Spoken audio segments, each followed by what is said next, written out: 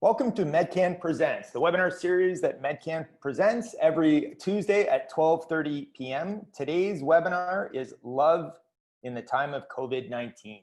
Dr. Amanda Beaman, Dr. Gina Giulio, Dr. John Danson, you folks can come in and start your cameras. Let's go through your webinars. There's Dr. Jonathan Danson, there's Dr. Amanda Beaman, and Dr. Gina Giulio will come right in. So Dr. Gina Giulio is the Director of Mental Health at Medcan. Dr. Jonathan Danson is a psychologist at Medcan, is a registered clinical and counseling psychologist. And Dr. Amanda Beaman is also a clinical psychologist. And Dr. Beaman, I really enjoyed your, so you have a great video on the YouTube, on our YouTube channel on mindfulness-based stress reduction. So I really enjoyed that. And that seems like a lot of fun. Thanks to all three of you. Dr. Danson, how are you today? Doing well, doing the same thing I'm doing pretty much all day, every day. I was just sitting and talking through this computer, though it's nice to talk to kind of a broader audience and to you and some of my colleagues here, because mostly it's kind of the one-on-one face-to-face stuff. Amazing. Dr. Gina Giulio, how are you? Good, thank you. So I'm actually in the office today, seeing people, so it's kind of nice, but it's nice to see my colleagues as well. I haven't actually seen them since March, even if it's in a little square. Nice to see them nonetheless, but we're doing good. We're doing great, thanks. Amazing. And Dr. Beaman, how are you? I'm good, thanks. I'll echo the point, but it's nice to see my colleagues for the first time in 6 months. And also to get out and to do something a little different than what we usually do. So let's start. I'm going to start a poll. So our respondents can fill out the poll. So the question is this: have your relationships with loved ones become easier or more difficult since the start of the pandemic? And you can respond. Everyone can respond to the poll. So the first option is easier. Being physically close to one another has made us emotionally close as well. Tougher is the second one. I like my space and it's stressful for everyone to be around all the time. And then the third one is no change. The pandemic has not changed my relationships at all. And I didn't think that the last one would get many. We'll just allow maybe another 20 seconds or so for people to respond. And I'm gonna end the poll and share the results. So the highest is tougher. I like my space and it's stressful for everyone to be around all the time. So I think that's a good segue into this webinar, which is a fun one. And is essentially, we're gonna see people, each of our clinical psychologists present a scenario. Then the other two clinical psychologists will say how they would have responded. And then the presenting clinical psychologist will say how they handled the situation. Why don't we start with Dr. Gina Giulio? Gina, why don't you go first? Oh, and sorry, one more thing. We are taking questions at the end. There will be a short time for questions. And so to ask questions, folks, there's a Q&A button at the bottom of your screen, or it might be at the top of your screen, or you can also use the chat function, which I will be monitoring as we go. So Dr. Giulio, why don't you go first? Okay, so I'll present sort of a specific case, but it's really, I present this one because it is representative of what I've been hearing a lot in my practice since this pandemic started. So I have a client who decided in sort of combination with her boyfriend that it would be a good idea or make sense to quarantine together. This was a couple who generally, got along pretty well. So decide this is a good idea, do so. And after a couple of weeks, my client reports feeling irritable towards her partner. And increasingly so, and in sort of the weeks after that I saw her, reported to me that she now hates her boyfriend. Quote, hate. And I would like to say that this is a unique case, but it's really not. So a lot of my clients, okay, hate is a strong word, and I know we often use the word hate to express other things. I'd love to hear what my colleagues have to say about that. But yeah, I hate my spouse. I've never heard this more so than I have in this pandemic. So perhaps maybe I'll turn it over to my colleagues. I'd love to hear how they would manage this from a clinical perspective. And then I can tell you a little bit about some of the things that we worked on and that we are sort of still continuing to work on in order to help with this issue. Okay. Dr. Amanda, yeah, why don't you go first? Okay. Well, I might start by normalizing her feelings, because this is an extreme situation to go from not living with someone to all of a sudden living together 24/7. It's kind of like, you know, it made me think of retirement, right? It's like people are busy their whole lives doing their own thing, and then they retire and expect things to be the same when they're not. And so I might start by just kind of normalizing that this you know, this is a big change, and it might be, you know, normal that they're feeling more irritable with one another. As far as the hate part goes, I might leave that to Jonathan to speak to. Well, I don't know how to speak to the hate part in particular, and obviously we're diving right in with kind of advice, obviously without a ton of context, which I'd want a lot more of. But generally in these kind of scenarios, so first of all, normalization for sure. You haven't lived with this person at all of a sudden it's not just living with them, it's 24 hours a day. Even people who have lived with each other are struggling through this. I always like the idea of kind of rules. What I mean by rules is this kind of sit down and say, okay, what do you need while we're living together? How do you want me to express it? I think is a really important part. So for example, one partner might say, you know, I need space. I need an hour a day to myself or something like that. And both partners might agree like, yeah, that sounds great. We both like space. But without rules around it, I think there's often this miscommunication that could happen. So for example, one person says, can you just leave me alone for a few minutes? And the other person doesn't take that as, oh, I just need some space. They take it as you're annoying me or whatever. Another person might just withdraw because they're like, oh, I need my own space. And the other person's like, where'd you go? You know, are you ignoring me? Whatever. So I always like the idea of clear rules, kind of, okay, we both need our own space. How do we talk about needing our own space? Do we ask for it? Do we suggest it? Is it a scheduled time every day? The bottom line is usually, I don't care what they actually decide on as long as it's collaborative. So they both know this is what we're going to try. Generally, I say expect it to fail the first few times and then kind of collaborate again on what to do because it was insulting more than you expected. So it is hard to do this, especially when things are going well. It's often kind of hard to shake things up and figure out all these rules. So it's even fine to do it in response after you kind of feel like you're hating your partner. But again, I think clear rules can help, and also stops people from reading into each other's behavior too much, especially if you're not used to seeing that behavior regularly. Dr. Giulio, what did you end up saying in this situation? Yeah, well, I agree, you know, with both of my colleagues. First, you start off by validating how the client is feeling, right? These are, you know, unusual times. These are unusual circumstances that we, you know, are managing. And so it's normal that, you know, we would feel frustrated from time to time, of course. So validating how the client was feeling was, you know, the starting point. And also just assuring her that, you know, the fact that she sort of hates her spouse, it's not necessarily indicative of the health of the relationship. In other words, it doesn't necessarily mean anything. It's not necessarily a red flag. Like she was wondering, you know, does this mean we're not compatible, for example? And that's not necessarily the case.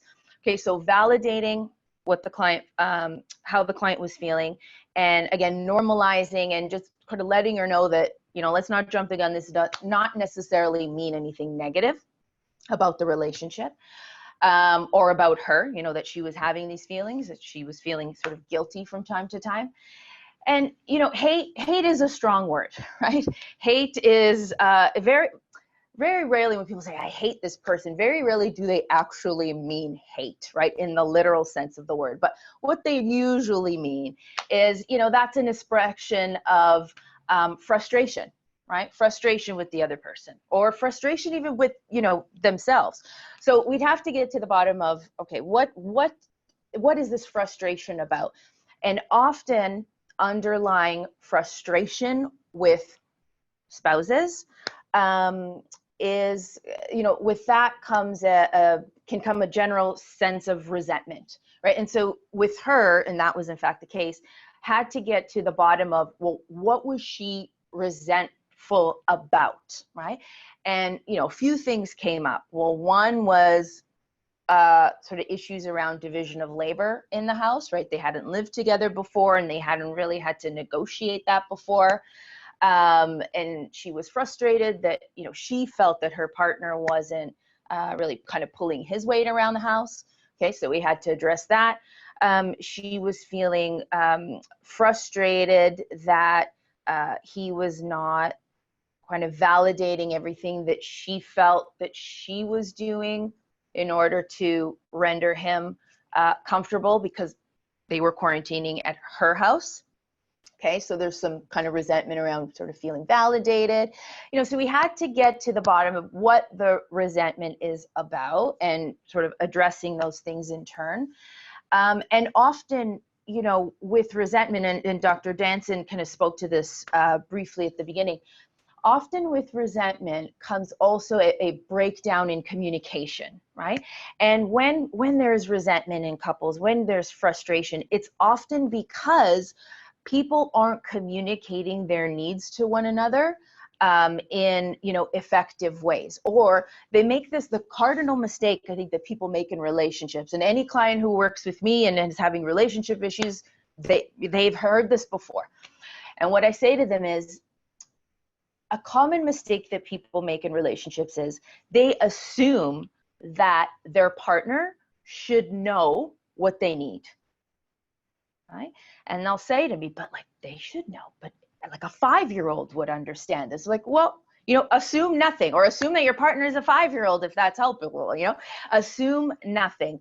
That's a mistake. When we assume that our partners should know what we need, that is just a recipe for, well, for frustration, right? And for resentment down the line.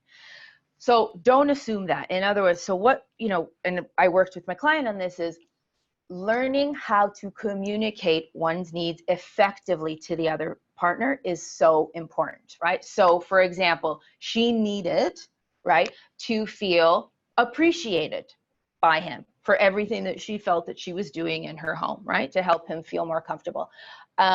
She needed to say that to him directly, right? And so we worked on how to do so in an effective manner, not in a way that, you know, comes across sort of angrily or defensively, but how to communicate that need to him, and some other needs that she had that she felt were not being met within the context of quarantine. Right? So that was an important part, and it still kind of is an important part of the work, is learning how to communicate and express your needs to the other person, right? In a helpful, meaningful way.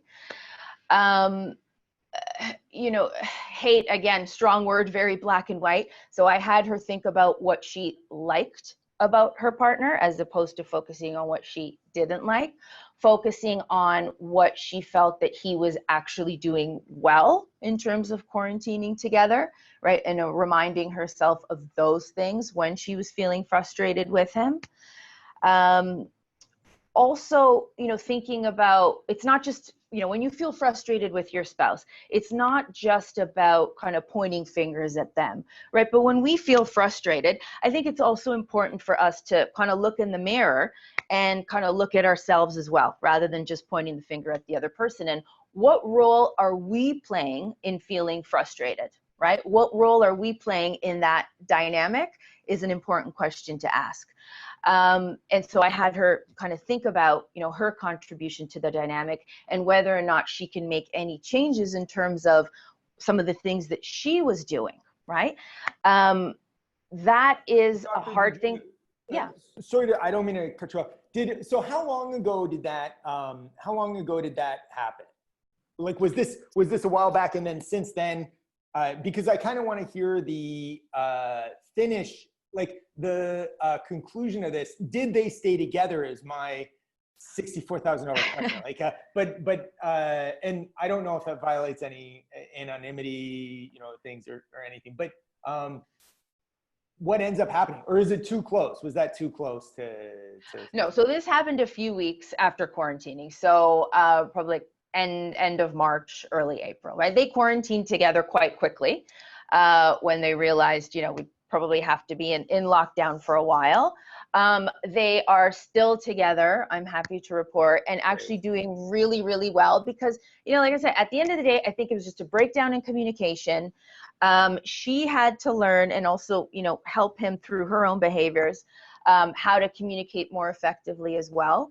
And then, the last piece was that we're still working on is, again, having her think of not only her contribution to the dynamic, but also what is her contribution and her responsibility in terms of helping herself to feel happier within the context of this relationship, right? So that was sort of doing things, for example, within the realm of self-care, right? That's a little bit easier now as, we're in Toronto. So as Toronto has opened up a bit more, it's a bit easier to do some of the things that generally help to deal with, stress of any kind.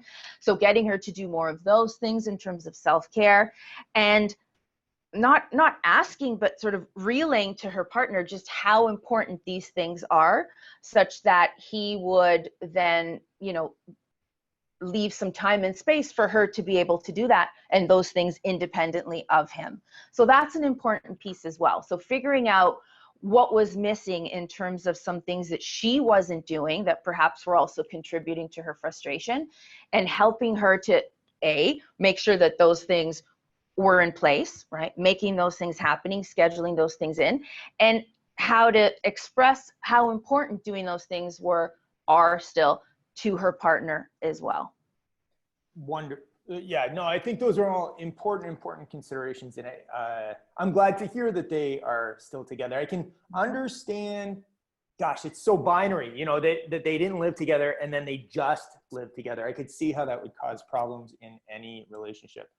So thanks for that, Dr. Gina DiGiulio. Dr. Jonathan Danson, I am looking forward to hearing yours. And so I'm cognizant of the fact that we tend to try to wrap up around 1-ish on this. So we've gone a little overboard, or not overboard, over the time. So let's try to leave some time for Dr. Amanda Beaman at the end as well. So Dr. Jonathan Danson, why don't you go? Yeah, for sure. And I think I could be quick with mine. So I'm also going to talk, like Dr. Giulio, about something that happens a lot. I'll talk about a particular person, but I have been seeing it happen a ton.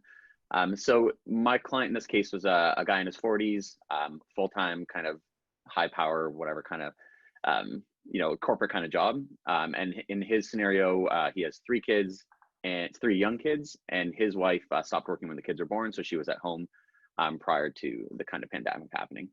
So what happened in this case is this guy was actually pretty excited, not about the pandemic, of course, but about the opportunity to be home and to contribute a little bit more than he was used to. So initially really excited about this idea of contributing more, spending more time with the kids and all that. But of course, also for his wife who was at home, it's not just business as usual because the 3 kids were home 100% of the day instead of, before, after school kind of thing. So when this guy came to me, he was experiencing this problem where he kept on trying to help. He kept on asking her, how can I help? What can I do? What can I take on? What he found were really positive things. He really felt good about it. And from talking to this person really in good faith, he really just did want to help out more, contribute more, especially in ways he hadn't been able to in the past. But what he was finding is that it wasn't working that well. So his wife would, give him a task to do here and there, but she tended to get kind of irritated with him. She tended to not think he was being very helpful. And he was taking this very personally, like, I'm here, I'm trying to help, I'm trying to be a good guy, I'm trying to, share the chores and all that. So it was this problem where he was trying to do the right thing, but she wasn't receiving it that way, and he was getting kind of frustrated about it. So I'll leave that as the scenario to keep it quick. And what do you guys think? I'm happy to jump in. Okay, so I think this, again, to me, just speaks to a breakdown in communication as well, right? So with your client, you said he thought he was doing the right thing, right? And everything that he's doing, of course, so well-intentioned, but sometimes, what I think is the right thing, right, is not necessarily what someone else thinks is the right thing. And so, for if I was working with your client, I would say, well, have you actually asked your wife what she needs? Like, what would be helpful? what would not be. It sounds like, right, there's some things that he was doing that she was actually not finding helpful, and maybe she was finding, I don't know, was getting in the way of her routine, right? If she's the one who's kind of used to sort of staying at home, and I'm sure, you know, has her routine in terms of how things work. So maybe that was interfering with her routine and causing some irritability. I don't know. So has he asked her? I would say, you know, speak to your wife and ask, I really want to be helpful. I'm really looking forward to being home for a while so I can contribute a bit more. So what do you need me to do, right? What would be helpful? Just to check in and make sure that they're on the same page because of that. So that's one thing. And, you know, the second thing, again, if he's, you know, feeling frustrated, feeling like this is not working out, expressing that to his wife as well and say, you know, I'm really trying here. I'm having a hard time. Maybe you can help me. Like, how can we make this work? We're going to be together, you know, for the next couple of months under the same roof every day. And essentially working with his wife to set some general guidelines and rules in terms of how things should work, right, in this new normal for the next little while in order for this family to really flourish, right? So your client's so well-intentioned, but often, again, when we sort of, you know, do things with our partners, assuming that they're going to be helpful or right, it's not always the case, right? So always sort of check in with your partner and ask if things are working or, you know, how we could be more helpful, I think is so important to do rather than just assume. Mm-hmm. I would reiterate that. Yeah, I think we're probably going to see a theme here in these Right. Case examples of communication. And, you know, unfortunately, you know, COVID presents a unique opportunity where we're having to communicate like on a lot of levels that we're not used to, because usually we have our roles, they're kind of defined, we get in a groove. Now all of a sudden it's all thrown together, and we're having to maybe communicate more than we're used to about things that might seem trivial. Like maybe they seem like a no-brainer, but in reality, these day-to-day things can build up and people can become resentful. So don't think that anything is too small to communicate about, I guess, would be my suggestion around that. And also, I was thinking about him, and he clearly was pretty excited about this. And then I'm wondering about helping him to be able to communicate his needs clearly. Like, so they both have needs in this scenario. She has a need maybe to keep the house running in a certain way, but he also was bringing maybe some new needs to this. So how to help him to communicate that in a clear and direct way, so they're both being able to get their needs met. Yeah, that makes a lot of sense. And I'll be very quick since I know we're running low on time and I want Amanda to have a turn. So rather than actually comment on things you said, I'll just quickly say what I did. So we talked a lot, and it's very similar to what you guys are saying. We talked a lot about this concept of the mental load. It's not my concept. In fact, Chris, you can maybe I'll send you a link to a comic you can send around if people want. So the idea of the mental load is that one person carries the management and one person does the tasks. So you can think of this like in a corporate office. The manager is actually very often not doing the work, but they are doing the organization of the work, and they're paid more for a reason. It's harder. It's a full-time job in and of itself. So one of the problems I think this couple is facing is the husband in this case kept on looking to the wife saying, tell me what to do. So she'd say, okay, chop the vegetables, for example. And he chopped the vegetables. But the problem is that's not that helpful in the grand scheme of dinner, because you need to plan the dinner. You have to make sure you have things that the kids like. You have to buy it in time. You have to make sure the groceries, they haven't gone bad in time. You have to plan, the timing and with the kids' bedtimes and all that kind of thing. So the guy I was working with was doing a really good job at offering his help, but it actually does very little in terms of help when you just take task at a time. Just like if you're a manager and your kind of subordinate or whatever keeps coming to you and saying, tell me what to do. As a manager, you want to say, well, no, you take initiative and you figure out what to do and come to me when you need me. But otherwise, you're just kind of putting the burden on her. So what I talked to him about was not just asking her, how do I help? Because again, that puts her in a manager role, but actually defining tasks that he can take on in entirety. So for example, not just can I help with dinner tonight, but I will take care of dinners three nights this week, which means planning the dinner, buying the groceries, making sure the kids would like it, seeing the timing around it, actually cooking it. And she can help him cook it, but he was the kind of the manager of it. And they're still working on it, like I think everyone's working on it. But it is about not just taking on this, first of all, not putting the burden of what should I do on the other person, and making sure you take on the entirety of a task, not just these kind of moment-to-moment pieces of it. I'll stop there just for the sake of time. Thanks for that, Dr. Danson. I can see the difficulty on both sides, and that's such a fascinating situation where you have some people, you know, who were commuting an hour each way and always having this thing, oh, you know, what would happen if I was home and if I could be home all the time? And then it happens, this weird situation, like it's almost like you rub the genie and your wish comes true and you're home, and it's actually really hard. So that, yeah, that was really a fascinating scenario. Dr. Amanda Beaman, we're so excited to hear yours. Okay, I'll try to go quick. So this is a client, a young, young professional, newly married, and generally describes like a very happy relationship with her husband, but found, of course, during COVID, they're both working from home and they started to argue more, and she became worried about that. When I explored that, she finds that what was really kind of causing friction was that it seemed like they had different ways of managing stress. So before COVID, they did a lot together. They're very kind of like busy, active.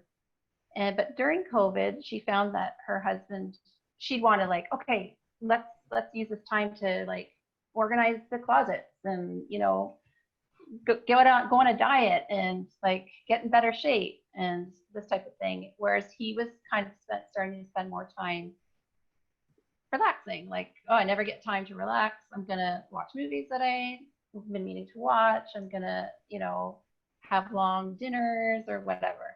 And so she was starting to become quite disappointed and frustrated with this and feeling kind of alone, right? She kind of felt like, okay, I lost this person that we were kind of like, we did the same thing, we're very organized and like active. And so she's starting to question everything quite a bit in this scenario. So I'll turn it over to you guys.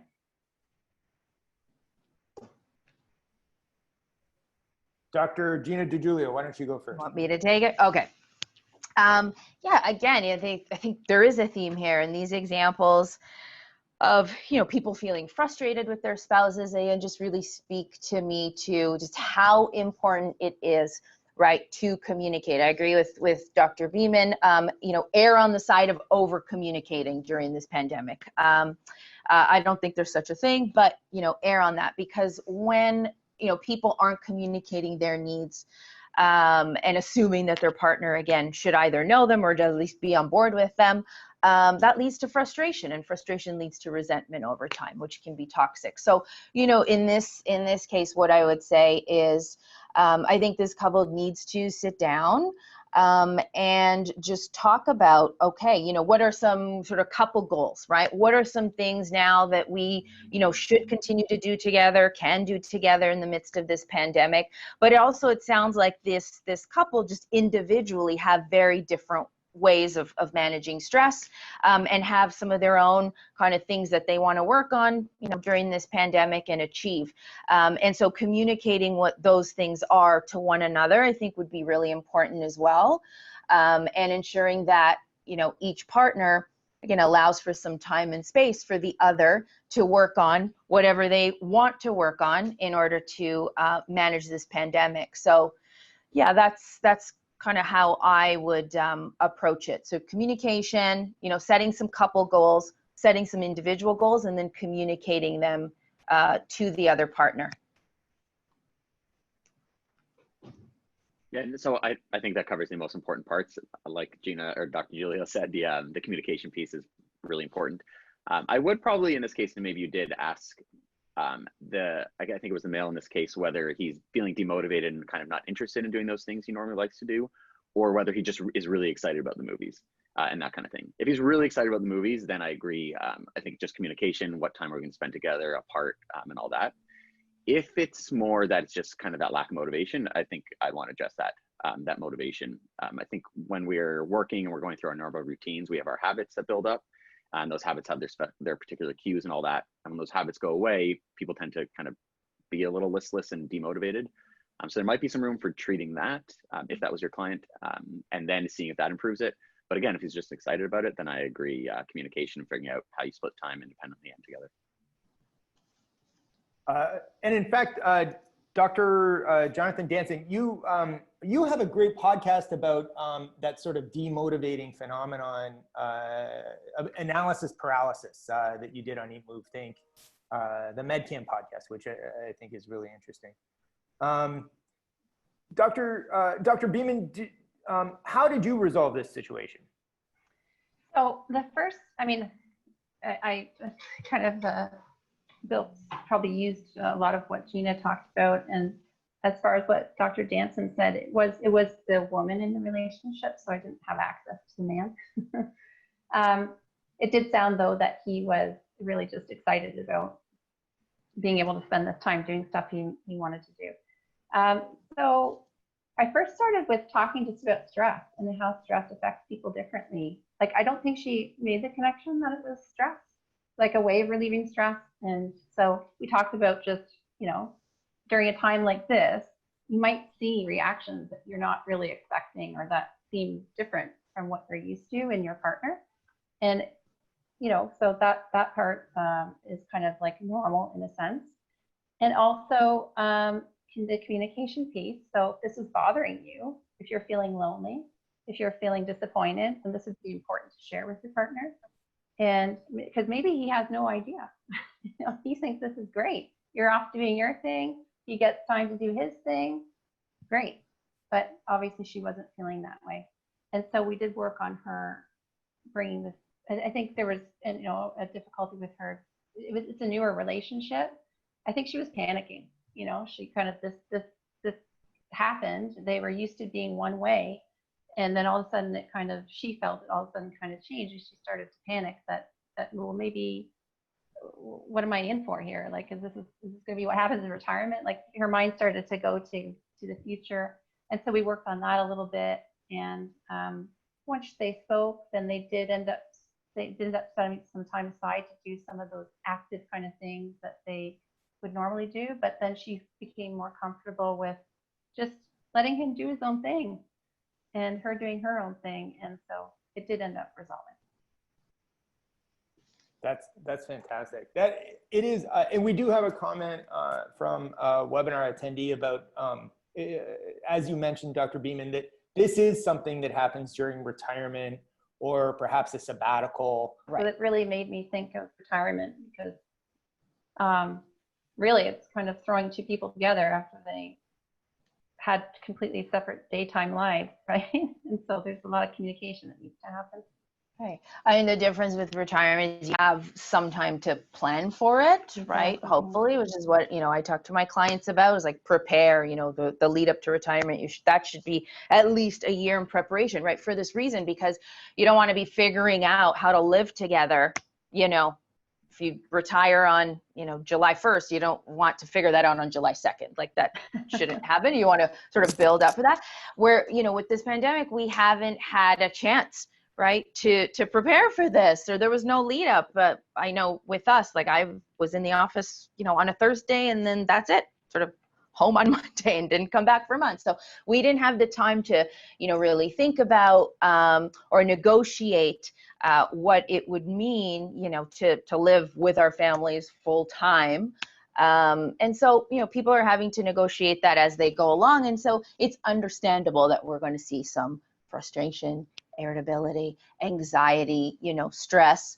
But, you know, this was said before by you as well, Amanda, that's not necessarily a red flag, right? We'll leave that for the listeners. It's not indicative of the health of of relationships of any kind, but, you know, it's normal. But yeah, the key is sort of communication is always important in relationships, but never so much as it has been like currently in this pandemic. So communicate your needs with one another, sort of ask for what you need, know that what you're feeling is normal, you know, no need to sort of catastrophize, and, you know, we will all get through this, and hopefully better versions and stronger versions of ourselves. Well, thank you, Dr. Gina Giulio. Thank you, Dr. Jonathan Danson. And I think Dr. Amanda Beaman had to go off to another engagement. I'm just going to wrap up with bringing in the what's coming up, which let me see whether we are going to be able to do that. Can you see my screen? Yes, you can see the screen. And play from start. That's great. Okay, so this is so Eat, Move, Think podcast episode 25 is about how to fix nagging lower back pain. This is other resources for us, and this is the one that we presented this week. This is debuted yesterday, and you can find that by bit.ly/medcan_lower back. And both of you have great podcast episodes as well for Eat, Move, Think, and listeners and webinar attendees can find that as well. And then future webinars, we went through that at the very beginning, but next week's is immunity and COVID-19. And then the following week after that is back to school medical advice for parents. We post all of our webinars on our Medcan YouTube channel, which is youtube.com/MedcanLiveWell. This one will be up either this afternoon or tomorrow morning. Thank you so much to all webinar attendees, and as well to Dr. Amanda Beaman, Dr. Jonathan Danson, and Dr. Gina Giulio. Thanks very much. Any final words or anything? Stay well, everybody. Stay healthy. We will get through this. I have no doubt. That was great. Same for me. Stay well, and if anyone wants to link to that comic about mental load, which I think is really useful, get in touch, I guess, with Chris, or however you might get in touch, and I'll make sure that gets out to people. Well, yeah, Dr. Danson, what you can do, you can send me that link, and then I'll include it in the email that goes out to all registrants with the link to the YouTube link as well. So that's great. And if anyone does need, thinks they need professional advice in terms of relationship help or any other mental wellness challenges, call the Medcan number, which is 416-350-5900. And then ask to speak with a clinical psychologist, which we have a great team, as this webinar attests. So thanks very much, and have a great week, folks. Thanks so much.